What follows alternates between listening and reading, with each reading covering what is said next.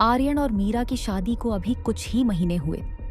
दोनों अपनी नई जिंदगी को एक नई शुरुआत देना चाहते थे, इसलिए एक नया घर ढूंढ रहे थे। जब आर्यन ने मीरा को बताया कि उसने शहर के बाहर एक पुराना लेकिन बहुत बड़ा विक्टोरियन शैली का घर काफी सस्ते में खरीद लिया है, तो मीरा को थोड़ा अजीब लगा। इतना बड़ा घर इतनी कम कीमत में मिलना उसे सामान्य नहीं लगा। लेकिन आर्यन ने बस मुस्कुराकर कहा कि कभी कभी किस्मत भी साथ दे देती है। जब दोनों पहली बार उस घर के सामने खड़े हुए तो मीरा ने महसूस किया कि हवा में एक अजीब सी ठंडक है। घर चारों ओर से घने और पुराने पेड़ों से घिरा हुआ था, जैसे वह दुनिया से अलग थलग हो। धूप भी पूरी तरह जमीन तक नहीं पहुंच पा रही थी। मीरा को लगा जैसे वह सिर्फ एक घर में नहीं बल्कि किसी और ही जगह कदम रख रही हो। घर के अंदर जाते ही उसे एक अजीब सी अनुभूति हुई। घर सुंदर था, लकड़ी की सीढ़ियां, ऊंची छत, बड़े कमरे, लेकिन फिर भी कहीं ना कहीं कुछ गलत लग रहा था, जैसे घर खुद उन दोनों को देख रहा हो। मीरा ने इस भावना को नजरअंदाज किया और सामान जमाने लगी। सामान रखते समय उसकी नजर अचानक सीढ़ियों के नीचे बने एक भारी काले लकड़ी के दरवाजे पर पड़ी। वह दरवाजा घर के बाकी हिस्सों से बिल्कुल अलग लग रहा था। उसमें एक अजीब सी गंभीरता थी, जैसे वह कुछ छुपा रहा हो। मीरा ने सहजता से पूछ लिया कि यह दरवाजा किस चीज का है। उस पल आर्यन थोड़ा रुक गया। उसके चेहरे से मुस्कान धीरे धीरे गायब हो गई। उसने मीरा का हाथ पकड़ा और काफी गंभीर स्वर में कहा कि उस दरवाजे को कभी भी नहीं खोलना है। मीरा थोड़ी घबरा गई।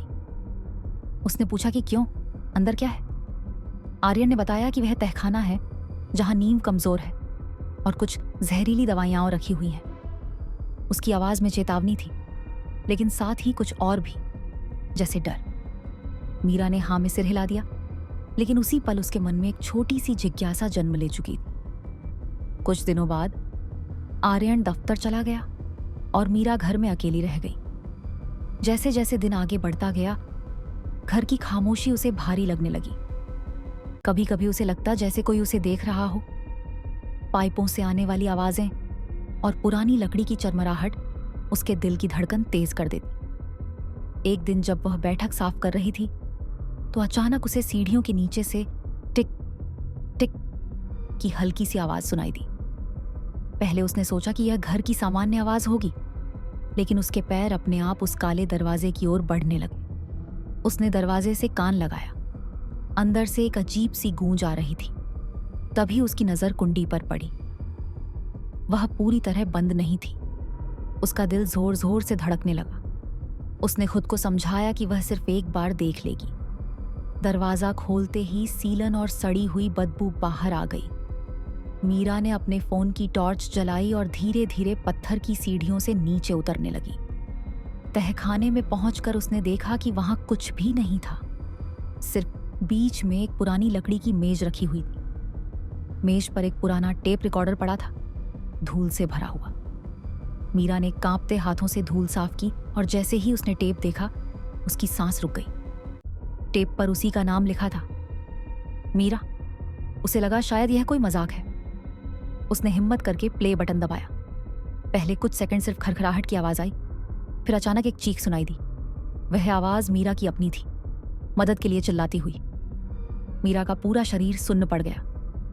फिर टेप में एक आदमी की आवाज आई, शांत और ठंडी, जो उसे शांत रहने को कह रही थी।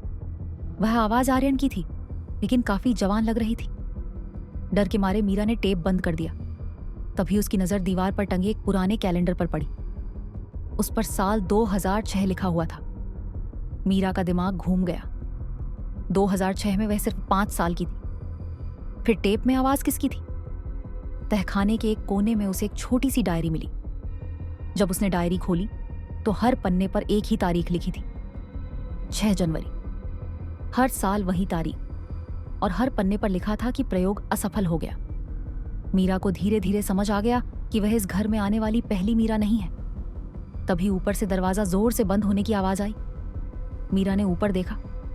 सीढ़ियों पर आर्यन खड़ा था, हाथ में जलती हुई मोमबत्ती ली। उसका चेहरा पहचान में नहीं आ रहा था।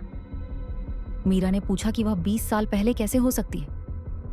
आर्यन ने मुस्कुराकर बताया कि वह हर बार उसे वापस लाने की कोशिश करता है, लेकिन मीरा हर बार जिज्ञासा के कारण सब बिगाड़ देती। मीरा भागने लगी, लेकिन आर्यन ने उसे पकड़ लिया। उसकी ताकत बिल्कुल इंसानी नहीं लग रही थी। तहखाने की दीवारें हिलने लगीं और मीरा को महसूस हुआ कि उसकी यादें धीरे धीरे गायब हो रही हैं। आर्यन ने उसके कान में फुसफुसाकर कहा कि अगली बार वह दरवाजा और मजबूत बनाएगा। अचानक सब कुछ अंधेरा हो गया। अगली सुबह सूरज की रोशनी घर के अंदर आ रही थी। आर्यन रसोई में चाय बना रहा था। मीरा सीढ़ियों से नीचे उतरी। चेहरे पर एक नई मुस्कान थी। उसने घर की तारीफ की। आर्यन ने फिर वहीं कहा, तहखाने का दरवाजा कभी मत खोलना। मीरा हंस पड़ी और बोली कि उसे अंधेरे से डर लगता है। आर्यन ने चाय का घूंट लिया और मेज पर रखी घड़ी की ओर देखा। घड़ी की सुइयां पीछे की ओर घूम रही थीं और सब कुछ फिर से शुरू हो चुका था।